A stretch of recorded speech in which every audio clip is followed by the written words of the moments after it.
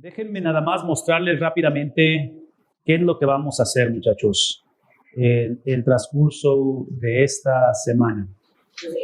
Ok, todo eso se los voy a proporcionar. No tienen que hacer apuntes ahorita, pero básicamente eso es lo que vamos a estar cubriendo a través de esta semana con respecto a los objetivos y lo que queremos hacer. Vamos a basarlo obviamente en la cuestión histórica, estoy ahí en la parte de arriba, en la cuestión histórica, en la cuestión de la interpretación teológica y obviamente las aplicaciones. Entonces, el trasfondo de ello, vamos a hablar obviamente y tratar de indagar, es un exégesis, versículo por versículo, ver lo que la palabra de Dios dice y después viene la aplicación a ello. ¿Sí me explico? Entonces, eso es lo que vamos a hacer a través de la semana. Hicimos un bosquejo, que ese es el bosquejo precisamente del libro de texto. Entonces, realmente esta semana, y no sé si eso les alienta o no, pero no van a escuchar ninguna idea propia. Realmente, simplemente vengo a compartirles lo que hemos aprendido. ¿Sí me explico? Entonces, por eso el bosquejo que encuentran ahí es simplemente observen los pasajes. Ahí están los pasajes de la Biblia y están bosquejados desde la superioridad del Hijo sobre los profetas, sobre los ángeles, sobre el pacto de Moisés, sobre el sacerdocio arónico, sobre los judíos incrédulos, judíos creyentes, sobre los judíos incrédulos, sobre los procedimientos del pacto de Moisés y finalizaremos con la superioridad de Cristo apoyada y revelada a través de los creyentes. Ese es el bosquejo y es lo que vamos a cubrir esta semana. Y se los pongo de esta manera porque ahorita hay una razón por qué están esos pasajes desglosados como están ahí. ¿Okay? Entonces vamos a hablar de eso en un momento. La otra cosa que quiero comentarles, déjenme ver aquí si puedo bajar esto. Okay, aquí está. Esta es la cosa de que obviamente yo ya vengo tarde, este día ya vengo tarde, así es que yo me voy a arrancar y los voy a bombardear de información. Así es que mi invitación es que así, sin misericordia y sin compasión, deténganme. Si algo es cuestionado, algo es diferente, algo no queda en claro.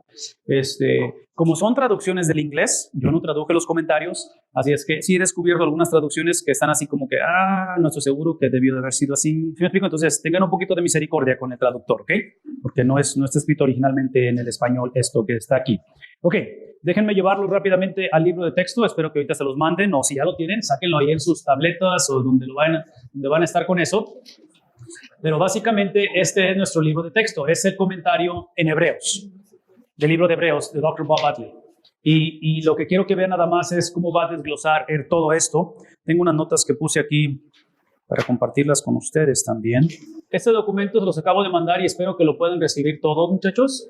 Pero se titula Aprendiendo nuestra fe, basado en Deuteronomio 6, del 6 al 9. Así a grosso modo. Alguien dígame qué trata de Deuteronomio 6. ¿Escucha, oh Israel? ¿Sí? ¿Qué es el contexto? ¿Cuándo se dice eso? ¿Quién lo dice? ¿A quién se lo dice? ¿Sí? Y es el libro de Deuteronomio. Entonces, estamos hablando que ya está en el caso de Moisés. Creemos que ya está al final de su jornada, ¿verdad? Ok, el contexto de esto nada más quiero que lo lleven a pensar en el libro de Hebreos o en la Biblia en su totalidad. Es de que está hablando acerca de la contextualización de cómo es que aprendieron ellos y aprendimos nuestra fe.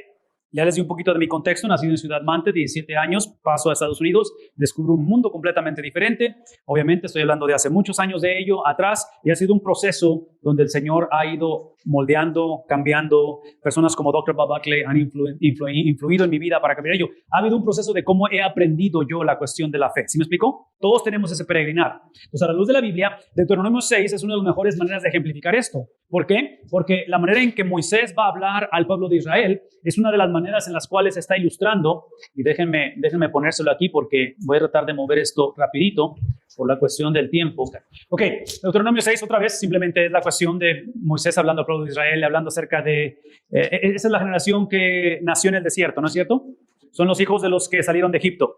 Entonces, traduzcan eso en sus mentes en el contexto donde esta generación son nacidos en un contexto completamente diferente al de sus padres. Es obvio que tienen la educación de sus padres, la influencia de sus padres, pero Moisés, sabiendo que están por entrar a la tierra prometida, tiene que darles un curso de una semana, tal vez más corto de una semana, intensivo, en cuestión de membresía a hacer a la tierra prometida. No sé si sus iglesias tienen clases de membresías, pero es un curso así nada más rapidito. Entonces, si alguien puede leerlo en voz alta, esos versículos del 6 al 9, así nada más rapidito para que lo escuchemos todos. Lo tengo en el PowerPoint, pero otra vez ya no quiero estar moviendo, quitando, porque voy a ver tiempo. Estas palabras que hoy te mando, incúlcalas continuamente a tus hijos, háblales de ellas cuando estés en tu casa y cuando vayas por el camino, cuando te acuestes y cuando te levantes. Átalas a tus manos como un signo, llévalas en tu frente como una marca. Escríbelas en los postes de tu casa y en los portones de tus ciudades. ¿Ven la metodología de cómo deben de aprender la palabra de Dios? Es básicamente oral, ¿no es cierto? En el 2014 estuve en Etiopía, en Addis Ababa, que es la capital de Etiopía. Hicimos algunos viajes alrededor de la ciudad. Salimos a las comunidades rurales ahí en África. Y por primera vez me tocó verlo después de muchos años de vida y de estudiar la Biblia. Me tocó atestiguar el contexto de cómo fue escrita la Biblia. La Biblia fue escrita en un contexto de comunidad, de pluralidad, no de singularidad. Entonces, cuando escuchamos este mensaje, observen que el discipulado, el evangelismo, es algo comunitario. ¿Sí captamos eso? Entonces, nosotros acá en el occidente, nosotros que estamos en el siglo XXI, típicamente pensamos muy individualistas. ¿Me explico? Entonces, ese es un contexto que tenemos que hacer un esfuerzo y salir de nuestros lentes culturales para entender que esta gente, como aprendieron la fe, la aprendieron en comunidad.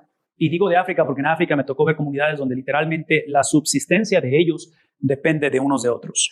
En esas comunidades no existe la cosa de que ya mayoría de edad y se van y hacen su vida, o que tienen que salir, o que se casan y harían otro costal.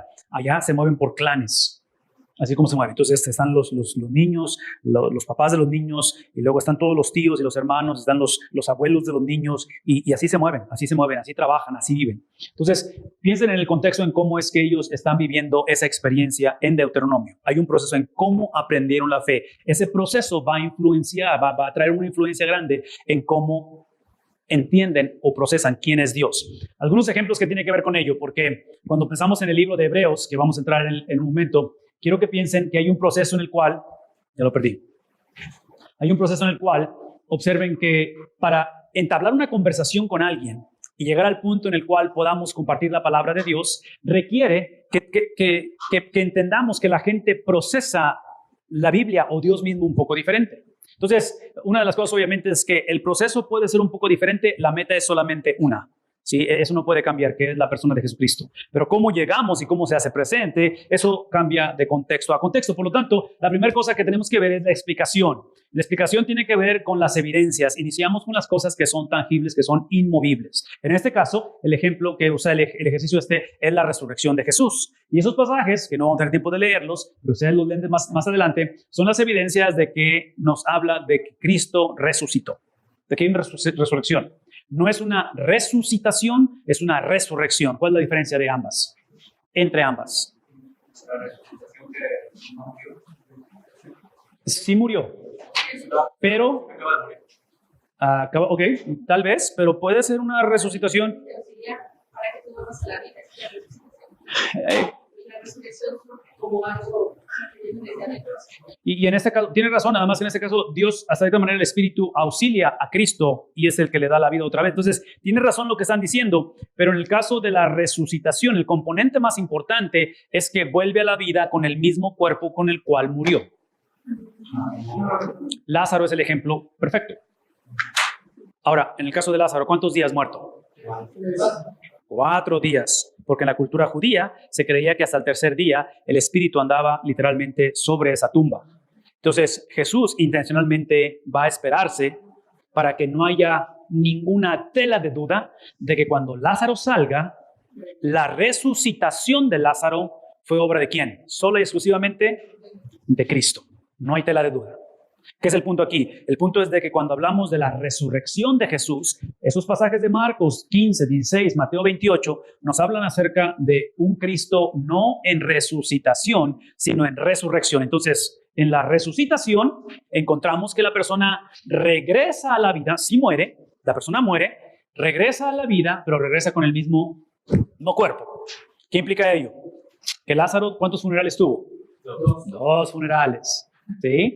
Imagínense, mala onda eso, 2 funerales. Pero bueno, el café ha estado bueno en ese funeral, que volvieron a tomar café otra vez. En el caso de la resurrección, ¿qué es la diferencia a la resucitación? Va a ser otro cuerpo. Un cuerpo, en el caso obviamente de Cristo, glorificado. Esto no es un tema para entrar en detalle con respecto a vida después de la vida, pero nos damos cuenta que cualquiera que sea ese cuerpo es físico, porque Cristo va a comer. Es un cuerpo en el cual va a traspasar, ¿qué cosa? Paredes. ¿Recuerdan eso? Entonces, no sabemos detalles. Yo creo que la palabra de Dios es intencional en no darnos los detalles que nos gustaría saber a nosotros, pero en este caso, el componente de una resurrección es simplemente que el cuerpo es glorificado. Glorificado en el sentido de que es un cuerpo diseñado ¿para qué cosa? ¿A dónde va la persona? Al cielo. Entonces, así como este cuerpo que tenemos ha diseñado para este mundo, aparentemente la de resurrección, que es lo que estamos viendo aquí, tenemos que entrar en la conversación que en el evangelismo y aún en la predicación, si estamos predicando semana tras semana, es que entramos a la palabra de Dios sin asumir que la gente aprende la fe o confiar en Dios o la persona de Dios de la manera en que yo lo aprendo. No sé si eso estuvo claro. En otras palabras, eso es mi punto, de que como predicador, como pastor, yo nunca asumo con mi audiencia domingo tras domingo, y esto probablemente no lo voy a decir en mi iglesia porque va a sonar un poquito ofensivo con la audiencia que es la iglesia, pero el hecho de que la iglesia tenga 106 años de vida, eso no me dice absolutamente nada con respecto a que yo asuma que la gente va a aprender la Biblia como yo la aprendo. Entonces, como iniciamos la exposición de la palabra de Dios, y en este caso al irnos al libro de Hebreos, es que tenemos que considerar cómo es que la persona que escribió Hebreos y la audiencia a la que esta persona le escribió, tenemos que considerar y tenemos que aprender cómo es que ellos, tanto esta persona como este grupo de personas, cómo es que ellos aprendieron su fe en Dios. ¿Me explico? Porque ya descubrimos en Deuteronomio 6 que en ese tiempo, en esa cultura, en ese contexto, Moisés da instrucciones de cómo deben de evangelizar, discipular, crear una perspectiva de la vida a través de este concepto del judaísmo, de la cultura hebrea o del monoteísmo. Se explicó que es algo completamente nuevo para ellos en este tiempo. Y otra vez, es una cultura, es una generación que están por entrar ¿a dónde? A la tierra, la cual le caracteriza ¿qué? Un montón de gente y un montón de religiones y filosofías. Entonces Moisés está asegurando que dice, conforme ustedes entran a poseer la tierra, una de las cosas que obviamente van a desobedecer y lo van a hacer es que no se vayan a corromper, no se mezclen, no caigan en la idolatría. ¿Por qué? Porque hay una manera en la cual procesamos esta experiencia con Dios. Entonces, iniciamos con las cosas que son factibles. En la predicación, en la enseñanza, mi recomendación es de que busquemos lo que es un punto común. Ahora, y esta no es una clase de predicación, pero ya que estamos aquí y me dieron el micrófono, voy a mencionarlo. Además es por el mismo precio. Y no cobramos extra por eso, no cobramos extra por eso. En la cuestión de la predicación, otra vez, hablando de lo que es factible, es obvio que no voy a pedir disculpas por lo que la Biblia dice, pero no voy a asumir que la gente cree que la Biblia es veraz. ¿Sí captamos eso? No voy a asumir que mi audiencia cree que la Biblia... inclusive, hasta cierta manera puede ser un poco ofensivo que yo me pare enfrente y asuma que porque estamos en una iglesia, en un culto, la gente automáticamente cree que la Biblia es la única verdad sobre la faz de la tierra. La mayoría de la gente no se opone a la Biblia, simplemente que lo ven como una entre muchas opciones. O, aquí está la clásica, que es típicamente la razón por qué se escriben el Nuevo Testamento, o en particular las epístolas, es porque hoy en día la gente, y estoy hablando de cristianos, ¿sí me explico? De cristianos, no estoy hablando de la gente sin Cristo, cristianos, otra vez pensando en Moisés, hablando al pueblo que supuestamente era el pueblo de Dios, pero la mayor parte del tiempo no se comportaban como el pueblo de Dios, ¿no es cierto?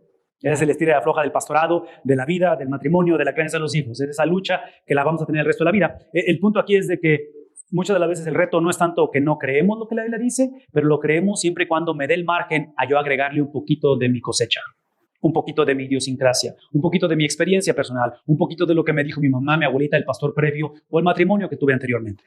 Entonces empezamos a mezclar la Biblia con culturas, filosofías, doctrinas y Facebook, y es un tutti frutti. Y al final... ¿Sí me explico? Entonces, cuando uno tiene el privilegio de presentar el evangelio, predicar la palabra de Dios, o simplemente una conversación, no tiene que ser una clase o un sermón, pero una conversación con alguien, tenemos que empezar con cosas que son factibles, en las cuales, aquí es el punto, estos versículos que nos enseñan en Marcos y que nos enseñan en Mateo, son versículos que en un momento dado la evidencia de la resurrección, no resucitación, resurrección de Jesús, no requiere la Biblia para atestiguarla. Hay evidencias fuera de la Biblia para corroborar que hubo un hombre que resucitó de entre los muertos.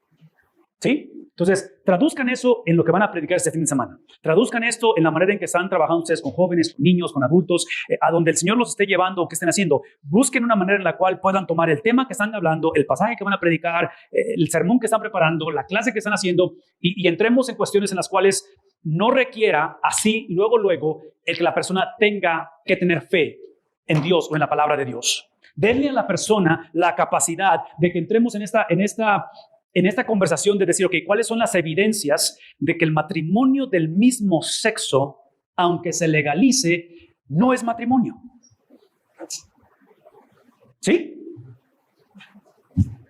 Ahora, eso yo lo puedo decir el domingo en la mañana y es obvio que voy a ofender gente, pero yo tengo que buscar la manera de, antes de hablar de lo que es el matrimonio, irme a Génesis, irme a Efesios, o donde vaya a ir con la Biblia para hablar acerca de la perspectiva bíblica del matrimonio. Yo necesito tomar la conversación de tal manera que a nivel sociológico, a nivel de comunidad, entremos a un común denominador con respecto a por qué, hablando de ese tema o hablando de, no sé, el suicidio asistido o no sé qué otro tema quieran tomar hoy en día. ¿Me explico? La secularización de nuestro mundo, la desintegración de la familia. Entonces, para que no se oiga nada más como que estoy macheteando la cosa y ahí viene otro cerrado de mente, otro de esos cristianitos que nada más están...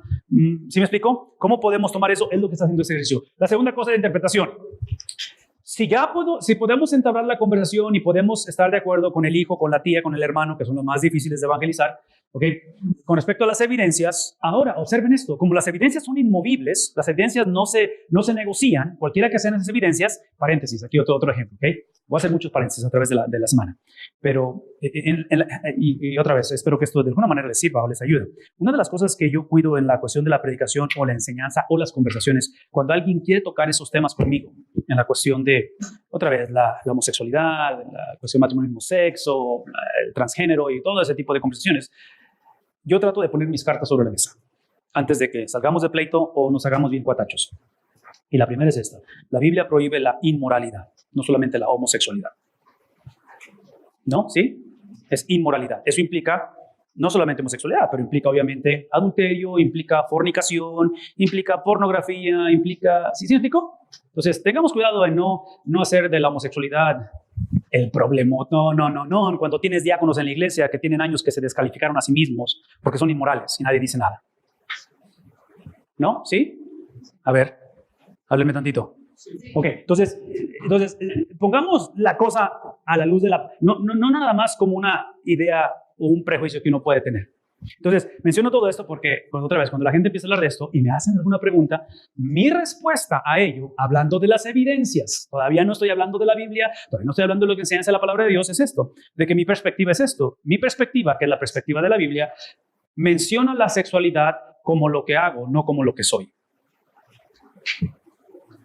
Entonces, si yo como hombre tengo atracción por el mismo sexo, eso es lo que hago, no lo que soy. ¿Sí ven la diferencia? Porque trágicamente hoy en día en la cultura, sin saberlo, o a lo mejor lo saben y como quieran no les importa, esta conversación de la sexualidad la presentan como que esto es lo que soy. Entonces, yo soy homosexual, yo soy esto. ¿Sí me explico? Y es así como que no, esa no es la perspectiva de la Biblia. La perspectiva de la Biblia es que la sexualidad es lo que hago, no lo que soy.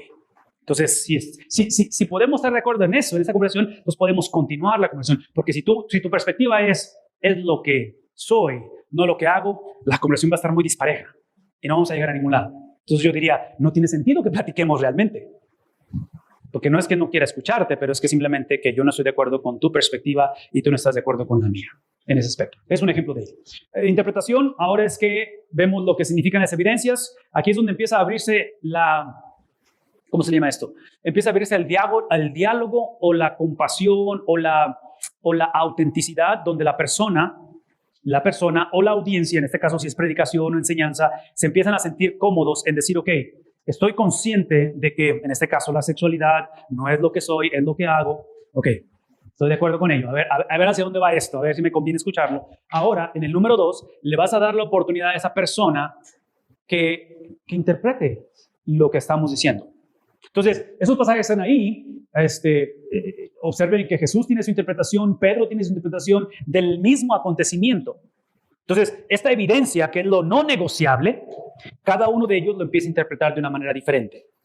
¿Sí captamos ello? Entonces, ahí es donde damos margen a la persona, nos damos margen unos a otros a interpretar. Inclusive ahorita vamos a hablar de eso más adelante, pero eso de la interpretación es básicamente que cada quien trae sus propios lentes culturales. Son inevitables. Y la persona que dice no tenerlos, es precisamente, ese es su lente cultural, el no tenerlos, el pensar que no los tiene. En fin, es algo inevitable en ello.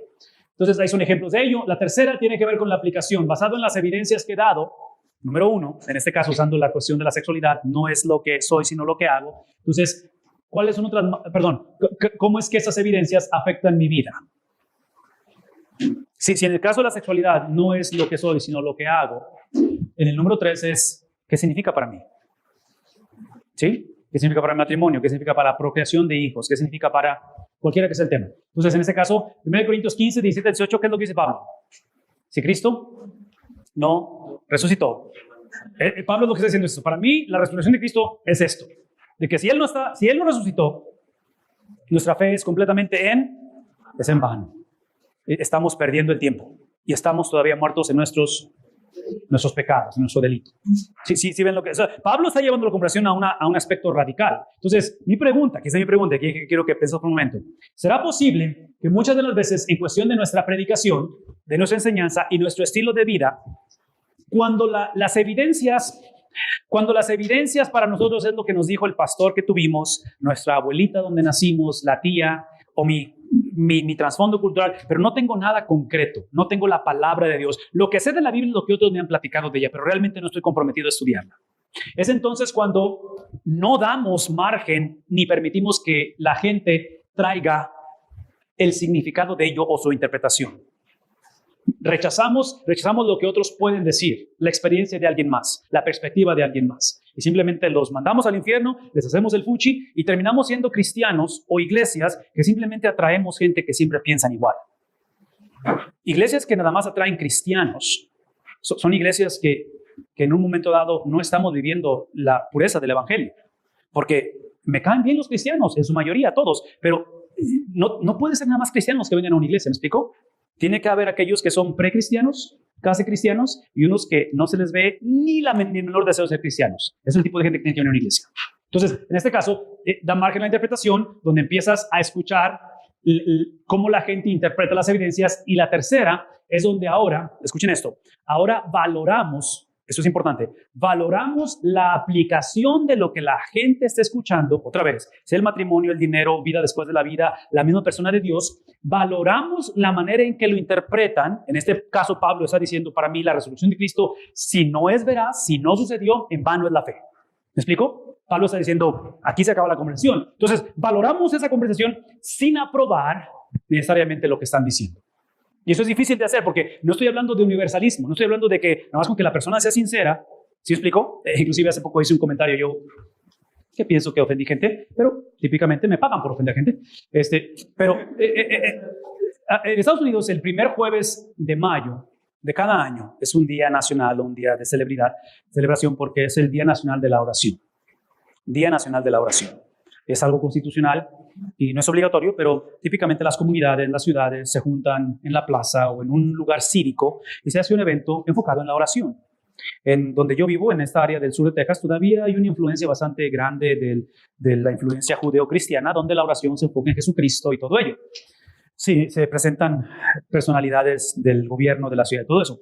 Pero algo que yo dije ese domingo antes del día de la oración, y no recuerdo por qué lo dije, ni cómo lo dije o qué estaba hablando, pero lo que sí recuerdo es esto, que con respecto a la oración, como es el caso de la fe, como es el caso de todo, no se trata de la oración, se trata del objeto de la oración.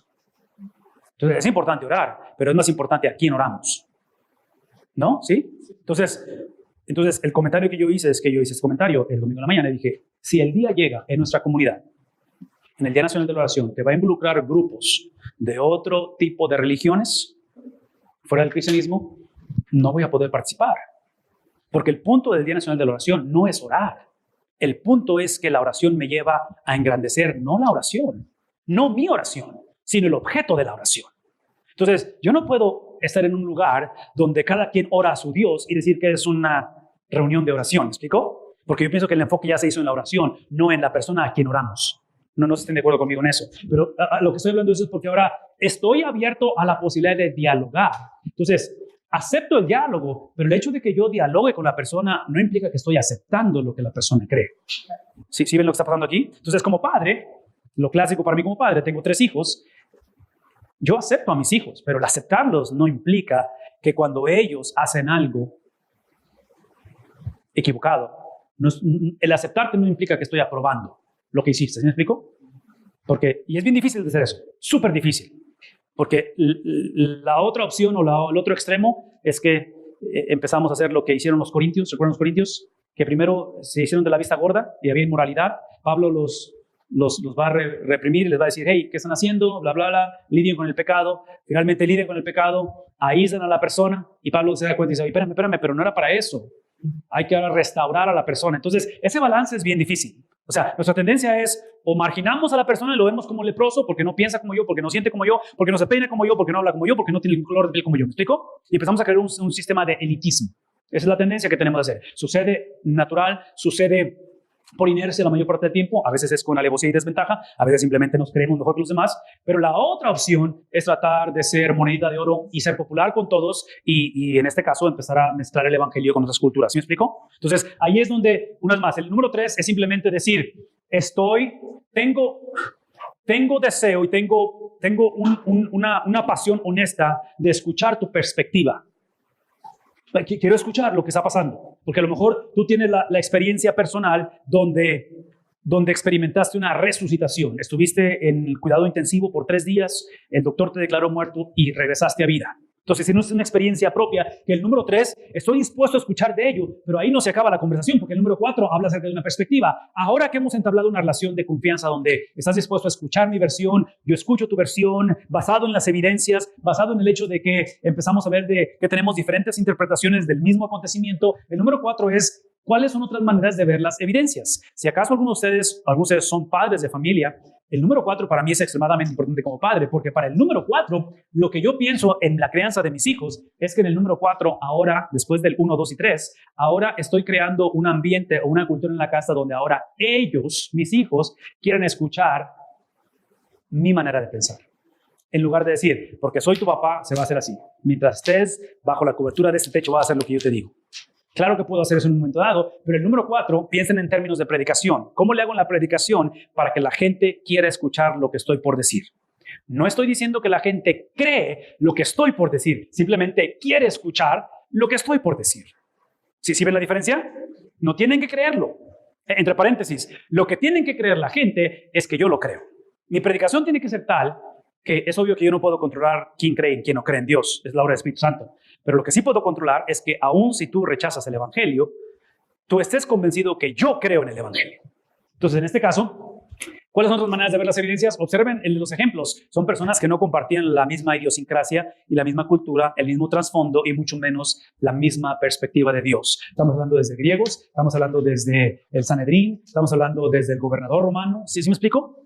Entonces, ya aquí es donde, para el número 4, como predicador, como evangelista, como pariente que estoy orando por un tío, estoy orando por una hermana que necesita conocer a Cristo, el número 4 es el tipo de persona que está tan confiado en su experiencia con Cristo, que en el número 4 es donde empiezas a aceptar a la gente sin aprobar lo que hacen. El número 4 genuinamente hace relaciones genuinas con personas que son completamente opuestas a ti, pero no apruebas lo que hacen. Entonces, en este caso, es lo que vamos a encontrar aquí. Obviamente, llega el punto en el cual el evangelio empieza a penetrar y la pregunta es, ¿qué es lo que causa que otros vean las evidencias diferentes a las mías? Es una pregunta extremadamente importante. Porque si acaso ustedes van o están o llegan a ir a una iglesia establecida en lugar de una plantación, en las iglesias establecidas, esta pregunta número 5 es crucial. Porque aquí es donde entras a un contexto, a un sistema, a un ambiente, a una cultura teológica, denominacional, cultural dentro de la iglesia, que esa pregunta te va a ayudar a procesar, una vez más, sin aprobar lo que hace la iglesia, pero aceptarlos tal y como son. Como pastores muchas veces cometemos el error de amar o de orar por la iglesia ideal, pero lo que tenemos es la iglesia real. ¿Me explico? Entonces siempre estamos deseando ese modelo. Inclusive, y no sé si ha sido el caso de ustedes o lo es ahorita, pero muchos que se han lanzado a plantar iglesias por la frustración de haber estado en una iglesia establecida y les fue como en feria. Entonces dicen, nunca más en mi vida me tengo una iglesia como estas. Por eso yo voy a empezar mi propia iglesia. Y qué bueno, y necesitamos plantaciones de iglesias, pero es obvio que eventualmente la iglesia plantada se va a hacer establecida pronto. Entonces se les va a acabar la novedad de que era nueva, ¿no es cierto? Entonces, las mañas vuelven a surgir y otra vez, es la misma situación otra vez. El punto aquí simplemente es que observen que crece en mí, después de estos 4 puntos anteriores, ahora hay un deseo de que no solamente yo empiezo a ver a mis hijos, que son otra generación, y veo sus perspectivas un poquito diferentes, veo cómo se relacionan con el sexo opuesto, veo cómo es que ellos perciben la cuestión de las finanzas, inclusive la perspectiva de quién es Dios para ellos. Ahora el deseo es de que ellos tengan esa curiosidad de saber por qué yo pienso como pienso. ¿Por qué es que yo veo la vida de esta manera? Y otra vez, traduzcan eso en la predicación. Lo último, que es la que más me gusta hablar, es el conocimiento propio, que es la última de ello. No inició ahí la predicación, no inició ahí el evangelismo, no inició ahí la relación interpersonal con parientes o con compañeros de trabajo. Es por qué interpreto y aplico las evidencias, que en este caso es la resurrección, pero cualquiera que sea otra la evidencia, de la manera en que lo hago. ¿Por qué lo hago de esta manera? En otras palabras, el número 6 ya es el punto en el cual yo como persona, como pastor, como predicador, ya me gané la confianza, ya me gané esa cuestión entre la gente de que quieran escuchar lo que quiero decir, y ahora sí voy a encarnar el mensaje, del cual Filipenses capítulo 3, versículos 7 al 11, mejor lo leemos, porque es un pasaje extremadamente importante que el apóstol Pablo va ahora sí a decirnos por qué él cree lo que cree con respecto a la resurrección de Jesús. Filipenses 3, otra vez, si han leído Filipenses, los escritos de Pablo son bien predecibles. Pablo típicamente divide sus cartas. La primera mitad es la teología, la doctrina, lo sólido, lo pesado, lo fuerte del argumento que le está construyendo en cuestión teológico, doctrinal. La segunda parte de la carta típicamente eso es lo que significa, es la aplicación de ello. Entonces el capítulo 3 ya entra en esa parte de la aplicación. Y en esa aplicación, si ustedes recuerdan, al principio, este es el versículo 7, pero al principio él está echándose un round, como es costumbre de Pablo, con los judaizantes. Y Pablo le advierte a la iglesia de los filipenses, tengan cuidado con estos perros, les dice él. ¿Recuerdan eso? Tengan cuidado. Y básicamente el punto es esto, tengan cuidado porque ellos están tratando de llevar a la iglesia de regreso ¿a dónde? Al judaísmo, a los rudimentos del judaísmo. Entonces, Pablo es donde, previos versículos, habla acerca de sus credenciales judías o, no sé, teológicas. Hebreo de hebreos, de la tribu de Benjamín, circuncidado en el 8º día. En cuanto a la ley, dice él, irreprensible. Y llega a esa conclusión. Mas, sin embargo, todo esto que les he dicho, ustedes que se quieren regresar al judaísmo, y yo que era parte de la élite del judaísmo, fui de los príncipes del judaísmo, dice, sin embargo, todo aquello, ¿qué es el judaísmo, las prácticas, ¿sí?, que acabo de mencionar, para mí, literalmente, era automáticamente ganancia. Mas ahora, todo eso lo considero como ¿qué? Cero. Ustedes están tratando de obtenerlo, yo lo tuve y es completamente nada. Este es el último de los 6 principios. Pablo ahora sí está explicando por qué creo en la resurrección y qué es lo que significa para mí. ¿Sí? Entonces, una vez más, piensen en su sermón, piensen en su enseñanza de escuela dominical, piensen en su relación con sus familiares. Este es el momento en el cual testificamos, el momento en el cual decimos, esto es el evangelio y eso es lo que pasó de mi vida con el evangelio. Dice el apóstol Pablo, es más, todo lo considero pérdida, no porque sea malo. El judaísmo no es malo en sí. El judaísmo fue un regalo de Dios, pero todo regalo que hacemos de él un Dios termina siendo una pérdida. ¿Me explico? Porque lo anteponemos al dador del regalo. Por eso es que usé la analogía de la oración. La oración es importante y es crucial, pero el punto no es orar. ¿Qué es el punto? Es el objeto de la oración, ¿verdad? Es el objeto de la oración. Entonces, en este caso, lo considero como pérdida, y la razón que lo considero como pérdida es porque, aquí está el contraste, es por el incomparable valor de ¿qué? De conocer, y no solamente es algo intelectual, pero es la manera en que Adán conoció a Eva y concibió, algo de intimidad. ¿Conocer a quién? Conocer a Cristo, conocer no solamente al dador de la ley, pero al cumplimiento de la ley. ¿Recuerdan eso? Entonces, él está diciendo, ustedes se conforman simplemente con el regalo. Yo estoy hablando de conocer al dador del regalo, que en este caso es la ley o el judaísmo. Dice, el cual es mi Señor. Esa palabra Señor es la palabra que solamente se le daba a los césares, ¿sí?, en el gobierno, que eventualmente les va a costar la vida a los que no confiesen que César Augusto es el Señor. Era un título que solamente ellos recibían. Entonces, ahora es el de Cristo y dice Pablo, Él es mi Señor. Por Él, por mi Señor, observen esto, porque acuérdense, el punto número 6 que estamos hablando es ¿Qué significa para mí? 1, 2, 3, 4, 5 puntos. ¿Qué significa para mí las evidencias? Y en este caso estoy compartiendo la implicación. La implicación es que lo he perdido. ¿Qué cosa? Ahora, ¿está hablando de una manera metafórica? ¿Es algo como una analogía? ¿O literalmente lo perdió todo Pablo? Es literal. Esto no es un concepto, esto no es algo nomás para ponerlo en Facebook, donde estamos haciendo una referencia de algo. Es algo literal, lo he perdido todo y lo tengo por literalmente pérdida. Ahora, una vez más, no porque lo que poseía antes era malo, es que simplemente cuando entra esta cuestión del señorío de Cristo, no hay comparación en esto. ¿Me explico? Es lo que está hablando Pablo. Una vez más, estas cartas típicamente fueron escritas porque la gente proclamaba el señorío de Cristo, pero empezaron a mezclarlo con otras cosas.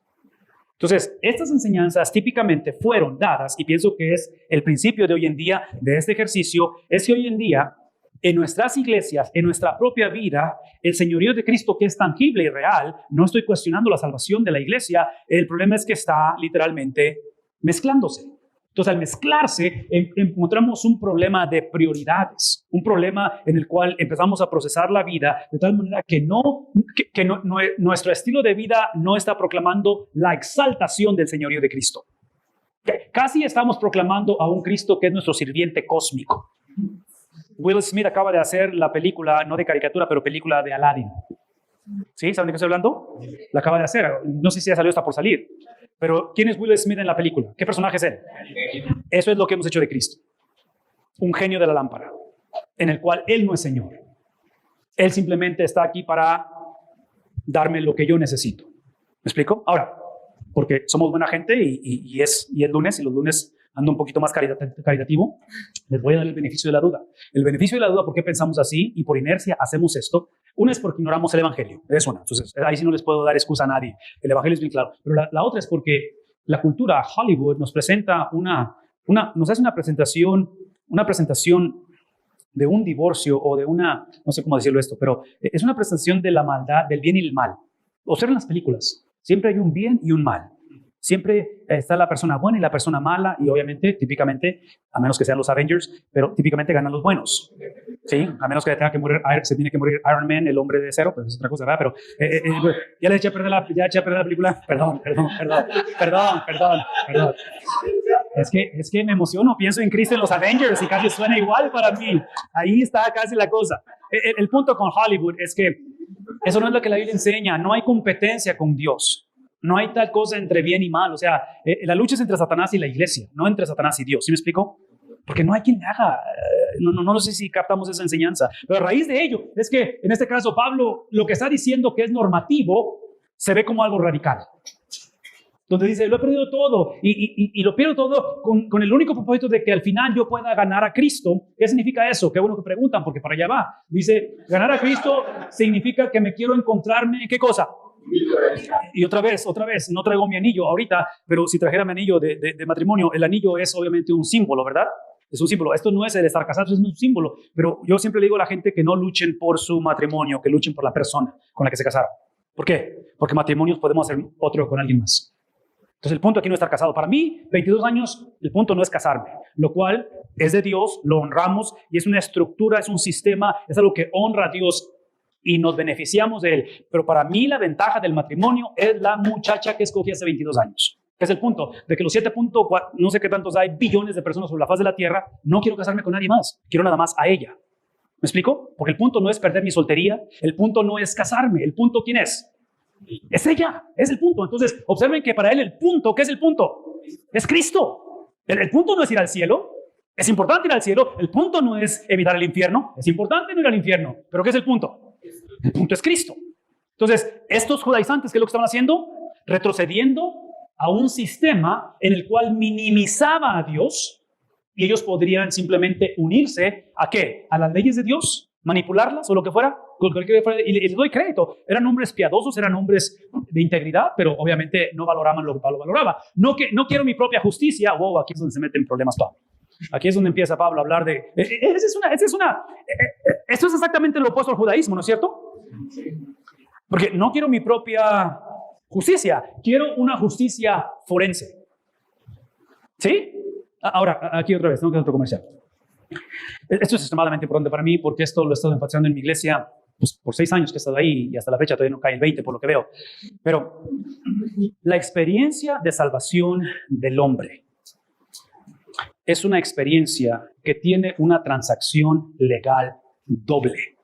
Y cuando digo doble, estoy hablando de que la pasión de Cristo, lo que Mel Gibson hizo en su película, de la pasión de Cristo, esa noche que él va a ser entregado, esa traición, esa tortura, esa crucifixión, eventualmente consumado es su muerte, eventualmente puesto en un sepulcro, no resucitación, pero resurrección, eso es necesario. Y lo celebramos, y la Semana Santa es extremadamente importante, la acabamos de celebrar. La obra expiatoria de Cristo fue anunciada desde al principio, ¿me explico? Él simplemente lleva esa experiencia en su cumplimiento. Pero convenencieramente olvidamos que esa es la mitad del proceso de la transacción legal. Y hablo de legalidad porque si hablamos de justicia, del lenguaje de justicia, hablamos de algo legal, el hombre legalmente le pertenece a Satanás. ¿Verdad? En otras palabras, mis hijos no tienen un problema de que son adolescentes, de que tienen un carácter fuerte, que es la mayor y es de la primogénita en la familia porque tiene el apellido así fuerte. No, su problema es que su espíritu está separado de Cristo y necesita ser regenerado a través del Espíritu Santo. Se le llama salvación. ¿No? ¿Sí? Sí. No es que pasé por mi segundo divorcio y no porque soy bipolar. Todo eso lo consideramos y son factores y hay atención médica, hay atención de consejería y hay problemas mentales. No minimizo nada de ello. Pero el problema del ser humano, ustedes sabemos que es un problema del alma. Okay. Entonces, esa obra expiatoria de Cristo es necesaria. Literalmente, el Padre es satisfecho cuando Cristo, el que no conoció pecado por nosotros, dice Corintios. ¿Me explico? Entonces, es literalmente la venganza, la ira de Dios puesta sobre su Hijo. Porque el Dios que es justo, Él demandaba justicia, pero en su misericordia, Él proveyó el justificador.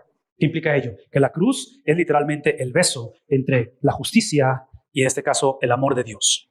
La ira de Dios con esa compasión de Dios. Cristo es la expresión de ambas. ¿Me explico? Todo eso es necesario, pero eso es la mitad del proceso legal. La otra mitad del proceso legal es que ese viernes en la noche, esa experiencia del viernes de la muerte de Cristo, es que nosotros Pablo entrega su propia justicia, que la justicia del hombre es simplemente vanagloria, es simplemente perdición. ¿Me explico? La justicia del hombre es olvidarse de Dios. La justicia del hombre es amarse a sí mismo más que amar a Dios. La justicia del hombre es Génesis capítulo 3. La justicia del hombre no es accidental, es premeditada. ¿Sí? Por ahí decimos, y lo escucho de diferentes maneras, pero es básicamente que nuestros pecados no nos hacen pecadores. Es porque somos pecadores que pecamos. Entonces, ¿se me explicó? Entonces, aquí el punto donde ves esto. Esa experiencia expiatoria de Cristo es el principio. El hombre deposita su pecado en Cristo. Cristo, por su trabajo expiatorio, perdona al hombre. El problema con ese perdón es que ese perdón solamente nos lleva a una posición de inocencia que es la que tuvo Adán antes de pecar. Adán solamente fue inocente. Para una relación y una unión con Él, la inocencia no es suficiente. Se necesita ser cubierto bajo la justicia, la perfección. Dios es un Dios perfecto. ¿Sí me explico? Dios es un Dios santo. Dios es un Dios de majestad. Y Él, aunque Él quisiera, Él no puede tener unidad o relación con un ser que no ha sido investido con la gloria de Dios. Entonces, cuando el hombre pone su confianza en Cristo y es perdonado, el hombre solamente es inocente. El hombre solamente ha evitado el infierno. No hay condenación para aquellos que están en Cristo. La segunda parte de la transacción es cuando Cristo deposita en el hombre 33 años que Él ha vivido sobre la faz de la tierra. Su vida de perfección de 33 años ha sido puesta en nosotros. Existe en nosotros. Cuando aceptamos a Cristo y entregamos nuestro pecado, Él nos entrega su vida. Por lo tanto, este es el punto. El punto es de que si Cristo hubiera llegado a este mundo un martes y para el miércoles o ese martes en la noche, Él va a un madero y muere y resucita, hubiera sido en vano. Porque no era suficiente que Cristo muriera. Cristo tenía que vivir. ¿Me explico? Pablo usa la analogía del segundo ¿qué? El segundo Adán. Porque el primer Adán, el cual, sabemos la historia, ¿sí? Fue aquel que caminó en inocencia, pero eventualmente ¿qué hace? Crea su propia justicia. El segundo Adán tiene que caminar, bueno, y otra vez, váyanse a Filipenses capítulo 2, ese himno hermoso, que ¿qué es lo que dice? Que estando en la condición de Dios no escatimó, sino que literalmente se desprende. En otras palabras, él tenía la habilidad de poder usar toda su gloria para su propia ventaja. ¿Y qué es lo que hace Cristo?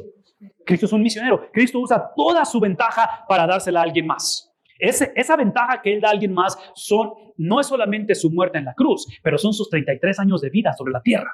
Entonces los 33, sí, los evangelios, los 4 evangelios que narran no la historia, pero las historias, porque no es algo cronológico, son eventos, ¿verdad? De Cristo. Entonces, esos eventos narrados tienen un propósito, y el propósito es que Pablo está diciendo, no quiero ya mi propia justicia, sino que ahora, la que procede por ley, sino la que se obtiene mediante ¿qué cosa? Entonces, en este caso, la fe, observen esto, la fe es simplemente un regalo de Dios, porque Dios es generoso, Dios nos dio a su Hijo, y Dios nos da la habilidad, lo pone en nosotros esa habilidad de poder entregar a Cristo nuestra confianza, depositarle en Él, recibir su perdón, y a través de la fe, Cristo ahora deposita en nosotros 33 años de su vida en nosotros. De tal manera, aquí es el punto, de tal manera que aquí la meta no es evitar el infierno, aquí la meta ni siquiera diría yo que es ir al cielo, aquí la meta es unirme a Él, y para unirme a Él es en este momento en la tierra.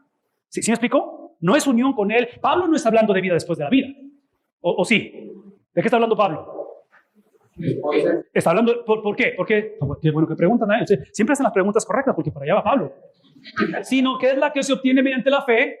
¿Por qué? Porque la justicia que procede de Dios, ¿cómo está basada? Está basada en el don de Dios. Entonces, el Dios que demanda justicia da la capacidad para poder creer en esa justicia.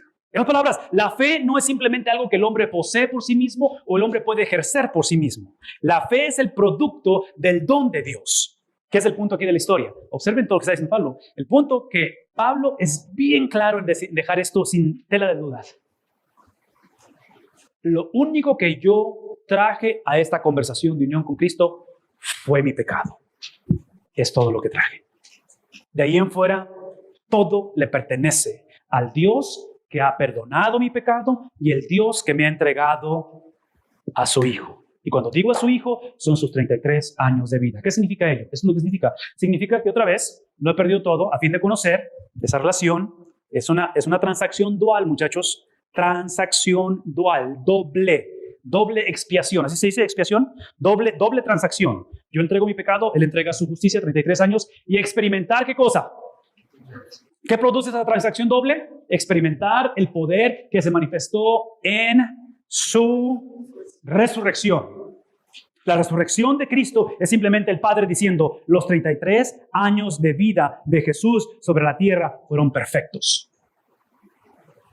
No hay absoluto. Él es el cumplimiento de la ley. Él es el que satisface mis requisitos. Pero una vez más, Él no solamente es mi expiación, Él ha sido depositado, su vida ha sido depositada en mí. Que dice Él, eso significa que ahora quiero participar ¿en qué cosa? En sufrimientos. Una vez más, sufrimientos y llegar a ser semejante a Él en su muerte, eso encapsula, eso presenta 33 años de vida sobre la tierra. ¿No? ¿Sí? Ese es mi punto. Mi punto simplemente es esto, que la teología de la maldad y el sufrimiento tiene que ser uno de los distintivos del cristianismo hoy en día. Lo que la Biblia enseña con respecto a la maldad y el sufrimiento, ¿por qué? Porque solamente va a incrementar y está incrementando, porque nadie está exento de él. Pero aparentemente Pablo lo ve como uno de los distintivos, como una de las cosas características que hace que Cristo ponga su vida en mí. El Evangelio de la Prosperidad, ¿saben de qué estoy hablando? Dice exactamente lo opuesto. El Evangelio de la Prosperidad simplemente lo que dice es, ven a Cristo, conoce el poder de su resurrección para que evites el sufrimiento, para que evites la muerte. Y Pablo dice, no, eso significa exactamente unirme a Cristo, donde no es tanto que Pablo o Cristo están promoviendo el sufrimiento, entonces no escuchen de mí un evangelio masoquista, ¿ok? No estoy diciendo eso, porque el sufrimiento es real y muchos de ustedes vienen de contextos donde hay mucho sufrimiento. Trágicamente algunos vamos hacia el sufrimiento, no lo sabemos, pero probablemente para allá vamos, no lo sé. Pero el punto es el punto simplemente es el punto de lo que está diciendo Pablo es esto, es de que cuando hay esa transacción doble, no me hace inmune del dominio del príncipe de este mundo, del príncipe del aire. ¿Quién es el príncipe del aire? Okay. Lo que me hace entender, eso es lo que me hace entender, lo que me hace ver, Pablo está diciendo, es que ahora el dominio de Satanás es procesado, a través de una perspectiva de un dominio supremo, de una supremacía. Porque el problema con Satanás en nuestro mundo es que como cristianos muchas veces reaccionamos a su dominio como si él fuera ser supremo. Por eso es lo que acabo de decir de Hollywood. ¿Cómo presenta Hollywood el bien y el mal? La película del exorcista. ¿Sí me explico? Como si hay una dualidad, no sé cómo se diga en español, pero como que si hay este estira y afloja donde Dios está batallando con Satanás. No. Satanás es un siervo de Dios.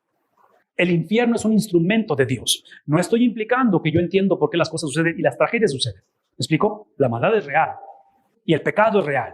Pero todo lo que estoy diciendo es que Pablo está llevando al punto del sufrimiento, al punto de la semejanza a su muerte como la meta. Porque aparentemente el que los 33 años de la vida de Cristo hayan sido puestos en mí después de que yo entregué mi pecado a Él, es que ahora Cristo me da la habilidad de ver el sufrimiento y la muerte como los vehículos o como el vehículo que me lleva a asemejarme a Él. Porque una vez más, la meta no es evitar el infierno, la meta no es simplemente ir al cielo, la meta es semejanza a Él. Y termina diciendo en el 11, así espero alcanzar, ¿qué cosa? No la resucitación, pero espero alcanzar la resurrección de entre los muertos.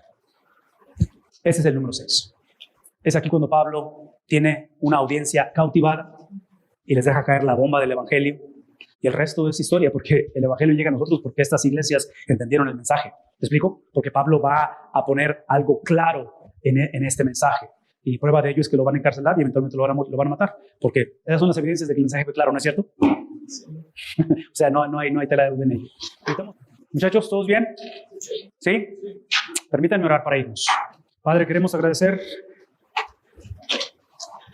que las palabras de Pablo no solamente crearon mella, hicieron mella y trascendieron generaciones, pero son tus palabras, es tu ejemplo, es tu justicia, es tu experiencia de haber traído esa resurrección de entre los muertos.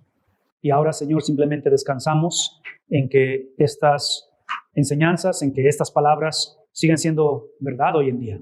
Por lo tanto, Padre, queremos orar para que nos des la habilidad de poder a través de esta semana abrazar no solamente tu mensaje, pero unirnos a ti, verte a ti como la meta, abrazar, Señor, quién eres tú y no conformarnos con simplemente el perdón de pecado, sino literalmente ver tu justicia, tu persona desplegada, creciendo en cada uno de nosotros. Gracias por esa santificación, gracias, Padre, por esa similitud por la cual anhelamos y vivimos. Suplicamos que sigas usando el resto de esta semana para tu honra y tu gloria. Gracias por el tiempo que nos permite pasar esta tarde. En el nombre de Jesús. Amén.